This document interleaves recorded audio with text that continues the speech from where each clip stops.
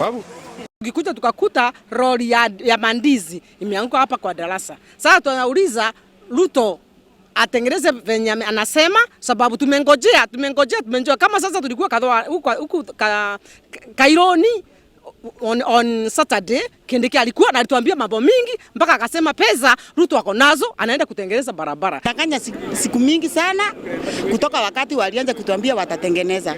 Sasa siku ile walikuwa pale Kaironi alituambia pesa ziko, lakini hazipazi kazi. Ikiwa hazitafanya kazi ni watuletee hizo tukule na sisi tufunge hii darasa. Like motorists be very careful, more especially as they approach not only this bridge, the bridge, but any other place where there are road infrastructure that wants on the speed and the mobility.